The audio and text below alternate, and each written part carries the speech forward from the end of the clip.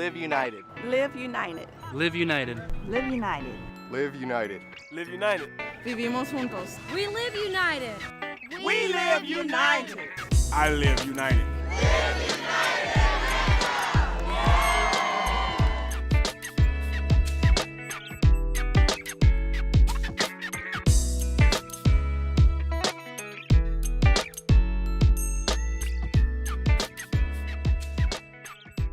Welcome to Live United. I'm your host, Milton Little. As you look around Greater Atlanta, it's clear that a lot is going on. There are stadiums going up, homes being built, and global corporations are choosing Atlanta as their home. Yet, amid these symbols of growth and movement toward regional prosperity, there are still signs that there is a lot to do in the effort to ensure Greater Atlanta is a thriving community for all. Last year, United Way of Greater Atlanta partnered with the Atlanta Regional Commission on the Metro Atlanta Speaks survey. It polled 5,200 Greater Atlanta residents on concerns around quality of life. The results were released late last year, and the survey tells us a lot. It says that Greater Atlanta residents remain concerned about things like transportation, the economy, education, and access to healthy food, housing, and employment. But the survey also tells us something special, that people want to mobilize and be part of the solution to the region's challenges. Today on Live United, we'll explore some of these concerns, and we'll look at how community leaders are shifting how they mobilize all sectors of the community around solutions. But first, let's talk about the concerns and why collaboration provides tremendous opportunities to create lasting improvement. Joining me is Ann Kramer, Senior Consultant at Cox Curry and one of the most active community leaders I know. Ann, thanks for being here. It is a joy. Thank you, Milt. Always good to see you. It is fun for me. So before we get started, tell the audience a little bit about who you are and what you do, and why that qualifies you to talk about things like regional collaboration. Well, first, I've been in Atlanta and in the same house, same neighborhood, same spouse for over 44 years, which is in town in Inman Park. So I feel rooted in our community and have worked with young people and the community development over that 44 years through multiple organizations, among which is, of course, our United Way. But at the same time, my husband Jeff and I have, because of the educational and community and economic development opportunities, have gotten to know a lot of the organizations that are and are not really doing a lot of work to enhance our region. I also had the privilege from the moment I walked out of college with my little math degree to work with the IBM Corporation over a total of 46 years. And my last position within IBM gave me an extraordinary view of what a company can do with corporate citizenship and corporate social responsibility in a shared collective vision where we bring all of our resources, I like to even say stewarding all of our resources to really address critical societal issues. And so consequently, when I retired and Ann Curry gave me the opportunity to be a senior consultant at Cox Curry, it gave me an opportunity to, rather than looking at the world, which I did with IBM, to really dive deeper on some of those issues in Atlanta, the region, and consequently bring those things that I was learning at that larger scale of how we could, quote, move the needle on those issues that you just described within our Atlanta community. Now, throughout your career, and I've known you a long time, collaboration has really been a fundamental part of what you've tried to do. Right. And what you believe is important to solving community issues. Say a little bit about why. Well, it's so interesting. I always think about cooperation, collaboration, and now we're looking at something called collective impact. And if you think about it from our own life cycle, cooperation is what we learned in kindergarten, how to play in the sandbox, play well with others. Collaboration is what we learned in the last kind of 15 or 20 years, where collectively across mutually focused organizations would work, labor, collaborate on creating that kind of, and I want to say, isolated impact, where we could define organizational output and maybe some measurement of movement on a needle. But the collaboration is where we can bring the mutual skills, the mutual commitments, the mutual resources towards that kind of collective vision that really does make a difference. And I think, in all honesty, and I've seen this in every place I've ever worked, we can't just depend on one person, sector, organization to get it done. It's that collective, across sector, public sector, private sector, nonprofit sector, faith community, all of us citizens working together towards that mobilized impact. Why do you think now's the time for something like collective impact? I think it's really interesting because more and more when we went through the recession, folks had to really reassess their use of resources. And we realized that a lot of folks didn't ever have enough. And in order, though, to have enough, the only way we could have enough was to work better together. And in that, it's tough because there are a lot of people who want to take the lead, a lot of people want the credit, a lot of egos involved. But over that time, what we did learn was that if we really did care about addressing those issues that you identified from the survey, that we had to look at that broader picture. And especially for us in a region where I always like to say political boundaries are simply that. They're made by people, but humans live in porous communities that we don't always know where we cross political boundaries. So once again, it's only when we learn how to work better together towards those mutually agreed upon outcomes that we can make a difference toward poverty, transportation, accessibility, affordability, education, all those things we think that have the need for attention. I think you just hit on something, that idea of mutuality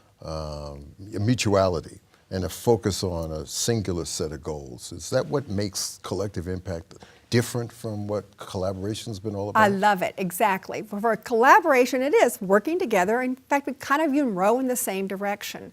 But what I love about collective impact is it does have sort of 5 criteria that make it an understandable initiative process where you first have to say, yes, we all want to move toward the same identified objectives and put those milestones that are agreed upon by a broad cross-sector of people, organizations. Second, the part that I really love, is we use data, and that's a different point now. We have the ability to gather data, big data, data analytics, to see how we're moving towards those objectives. The third thing that I really like, and you said it before, is that it's mutual commitment toward the goal. But diverse organizations, they're very different, nonprofits, for-profits, community organizations, public sector, we all have a stake in it. But we all say, move forward, read the data, what are we doing? And then continuous communications. We see it every day. In fact, we were talking about it just before this. People are moving into new jobs. Somebody comes in, we've got a new superintendent in Fulton County, a new superintendent in DeKalb County. We're looking at people changing jobs in political and for-profit arenas.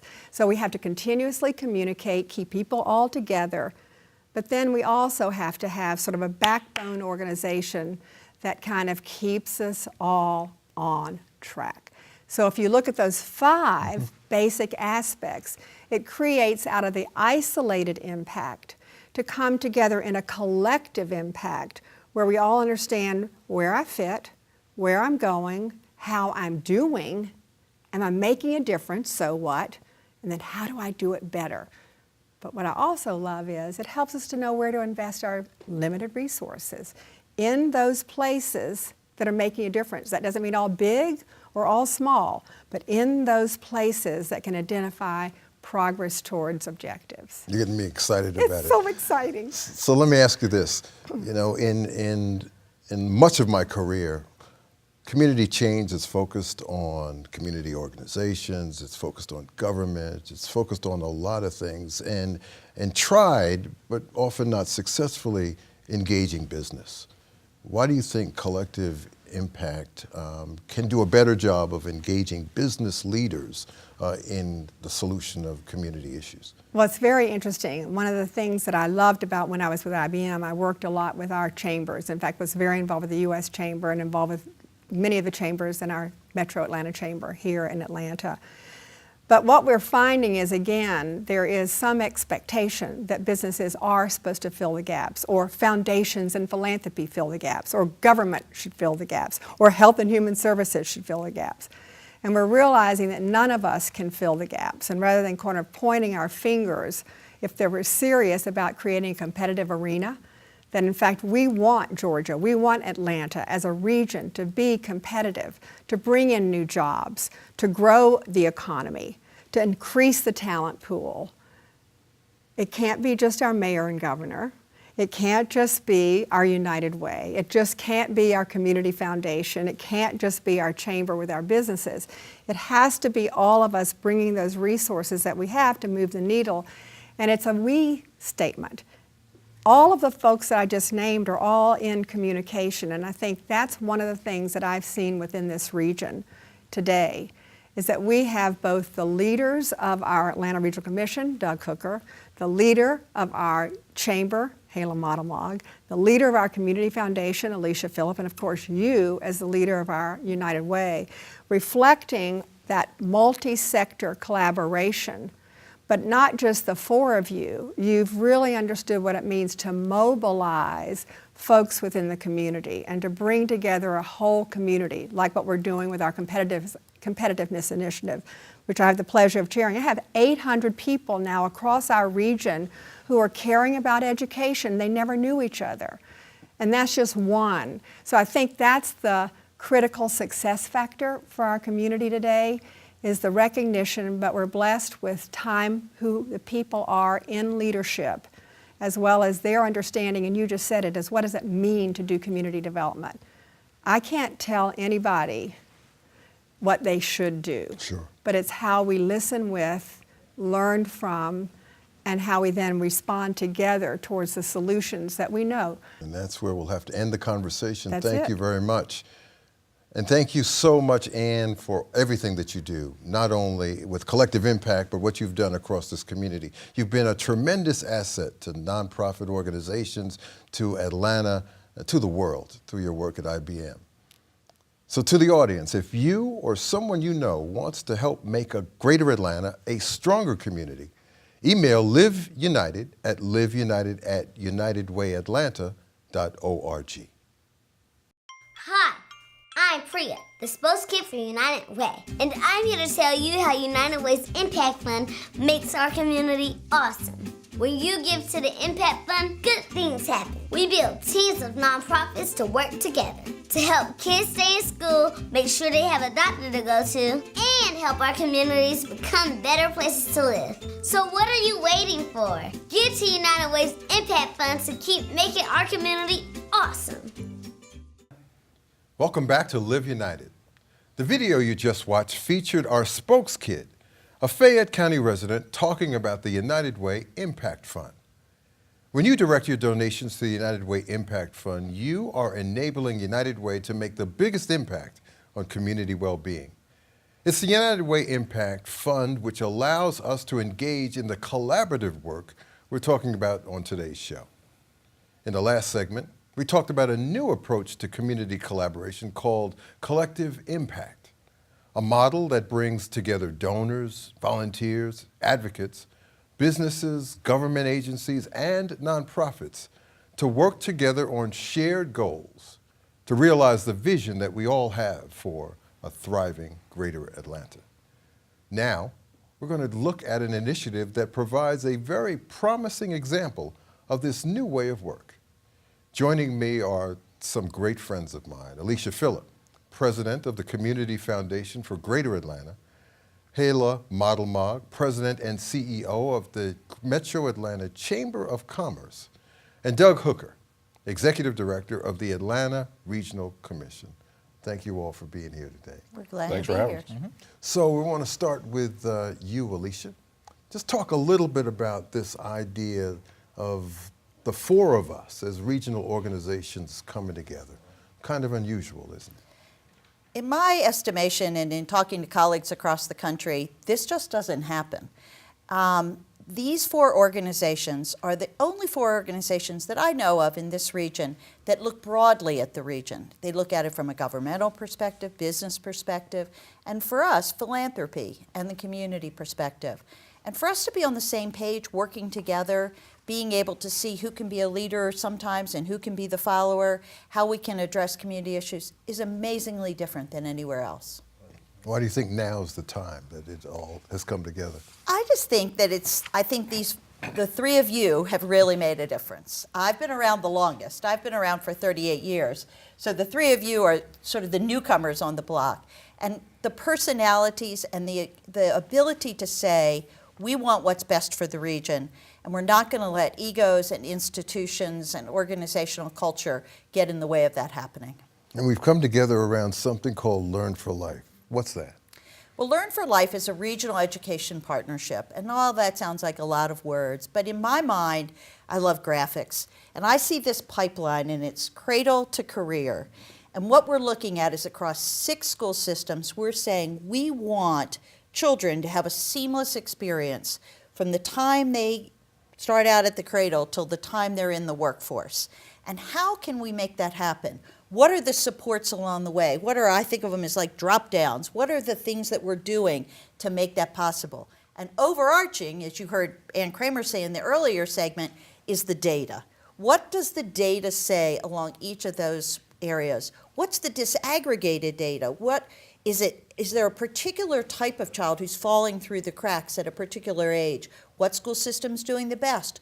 What one needs help? How can we all work together so that we bring up the whole area so that a child who moves from school system to school system in the region really will actually always be working towards the same goals? Great. So Doug, the ARC is well known for transportation and land use and a whole host of other issues. Education's not one of those things that's been in the sweet spot of the ARC. That's right. Why now? Our elected leaders, who make up the majority of my board, recognized 3 years ago as we were beginning to think about the next version of our long-range aspiration for the region. What do we need to focus on to bring out the best and to make a platform, a foundation for our best success in the future? And one common denominator across everything we do is having a well-educated population, a well-educated workforce, helping our children, whether it's a matter of having better health outcomes, better economic mobility, better economic development, better community development. It all starts with having young people who have the opportunity and access and get good education and good workforce skills. So they said, let's find a way that we can help add to what's going on, not duplicate, but throw our expertise in whatever we do. So I know that each one of those county commissioners and all those public officials understand, the impact of education on the willingness of people to move there, willingness of business to come. People estimate sort of the value of their home against the quality of schools. You really see a focus on education as having significant community and regional impact. Absolutely. I mean, if you think about the fact that so many people do move to certain parts of the region because of access to good education or better education, if we can make that more broadly available throughout the region, it begins to develop balance in how we grow, which develops better balance in our mobility system. And as I said, all aspects of community development start with having well-educated children, and that means the school systems, the schools need partners to help bring about these outcomes, and we want to be one of those partners. Well, we're happy to have you. Business leaders, Hala, you talk to them all the time. How often is a conversation about education a part of what you have to worry about, what they worry about, what they wish was better? Well, an educated workforce and talent attraction, we talk about it all the time because, as you guys can imagine, almost every business is still searching for talent. I mean, it's really something that's out there. And we really talk about at the Chamber a lot that Atlanta will never be all that it can be unless we have an educated workforce, and that starts way back. I love this business of cradle to career because it really needs to be along that whole spectrum that Alicia talked about. And I can give a very specific example that happened recently in our community. People may have heard that the Mercedes company made the decision to move to Atlanta. And one of the things that they told us is that this is a 50-year move for us. So people probably know that we have a wonderful higher education system in this state, so people are attracted to us for those college graduates coming out. But when you make a 50-year business decision, you've got to educate cradle to career, and we've got to go back and get those children who are in those pre-K days, and then all the pieces between, and get them in colleges and keep them here. So we work a lot on keeping our talent here, and we love this whole collective impact model, and we love it for two reasons on the business side. A, it has very serious metrics, and that's the way business people run their businesses. If you can't measure it and you don't know if you're moving forward, they don't like it, we don't like it.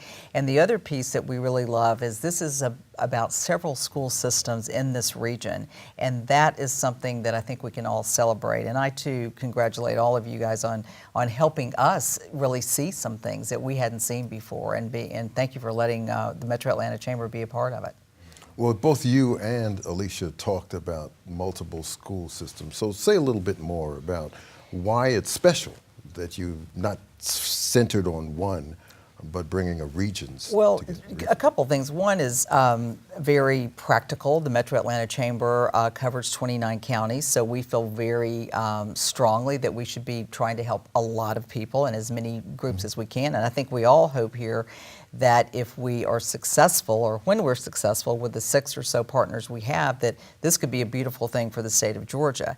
The other thing is when someone moves to Atlanta, they move to this region, and to Doug's point, they're going to be moving into places where they know they have good school systems. We need more places where people can shake their heads and say, that's a good school system. So I love the fact that we're working with 6 or so superintendents, because it just gives us such a better base, and we really must have a better educated workforce, and I feel very high level of responsibility for that even in this job.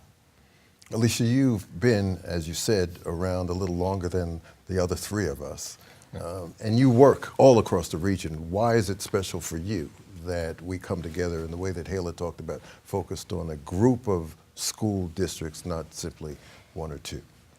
I agree with the reasons that Hala said, but I really do come back to the mobility of the population in this region, particularly those people who are disadvantaged. The idea is that oftentimes people move for a lower rent or first 3 months free, and they go from county to county and school system to school system and don't really see those boundaries, but their kids are going from school system to school system, and anything that we can do to make that smoother and to make that happen in a way that really does elevate those kids and elevates their opportunity and chances is something I think we need to be addressing.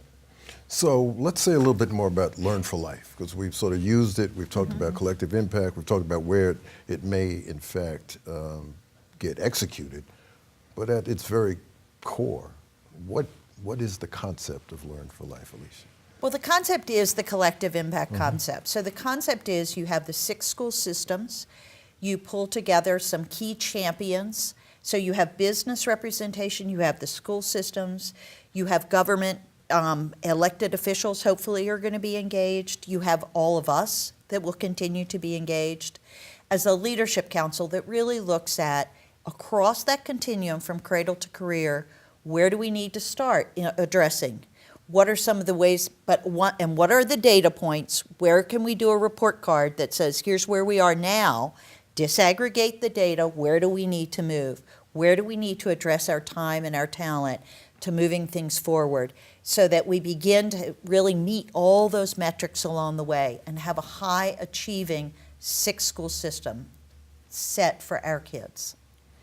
Hala, we've seen in the past, as I said earlier in the segment, we get a lot of business where you get a lot of government involved. You get a lot of community folks involved, nonprofit organizations. And then you see businesses involved in school reform, but it's sort of isolated around a particular initiative in a particular school.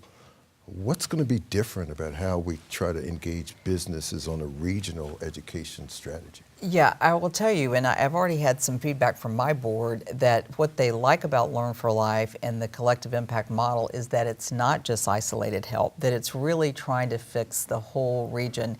And one of my personal favorite pieces of it is that we use data that's already established, the number of words a child speaks at 3 years old, 3rd grade reading ability, 8th grade math. There's some very significant points along the development that there's been a lot of work done on it, so we need to be measuring there and seeing, to Alicia's point, where we have the gaps, where we can fill those in. So our group, again, two of the things they like are the metrics and that it is a broad-based program. Doug, we'll almost close with you because I think we only have a couple of seconds left, but thinking about your constituents and the folks that are most connected to ARC, what do you think the promise of Learn for Life is for them? And how can we invite more public officials to get involved with this effort?